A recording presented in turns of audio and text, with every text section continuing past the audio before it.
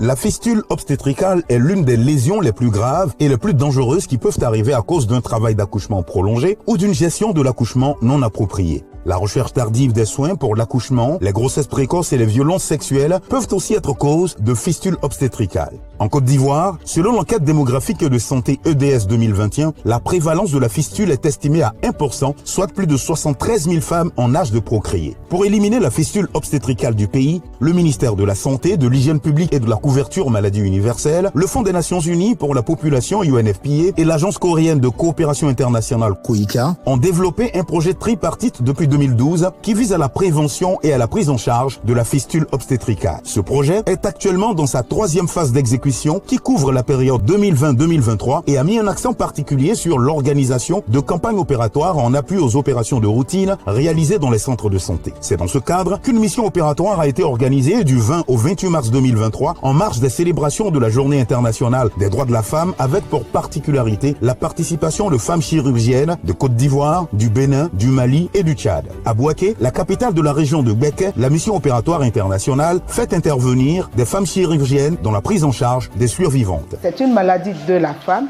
et donc la femme doit également beaucoup se sentir concernée par cette maladie et savoir qu'elle doit aider ces femmes à retrouver le sourire qui entre-temps était perdu.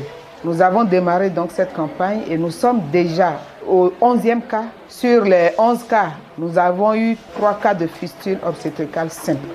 Donc le reste, vous comprenez que ce sont des cas compliqués. En convalescence au CHU de Bouaké après son opération, Adjoua, jeune coiffeuse venue d'Alépé dans le sud du pays, partage son expérience. Après mon accouchement, j'étais tombée malade. Mais la maladie là, ça peut vite être depuis. Après, avant ma grossesse, j'étais en forme, je mangeais, ça commençait au village.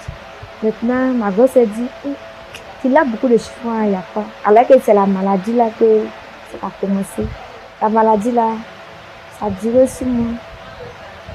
Parce que je ne voyais pas mes règles, la maladie là, ça a provoqué ça.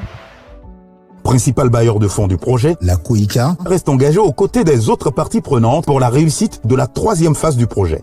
Nous avons appuyé ce projet avec environ 16 millions de dollars américains depuis 2012 avec le ministère de la Santé ivoirien et puis UNFPA. Donc ils ont dit que la santé maternelle c'est vraiment important pour la Côte d'Ivoire. Donc on a décidé d'appuyer ce projet.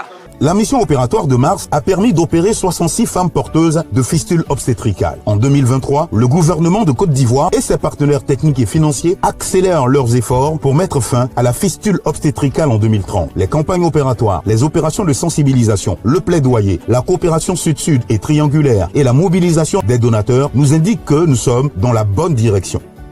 Restons donc tous engagés pour mettre fin à la fistule obstétricale en Côte d'Ivoire.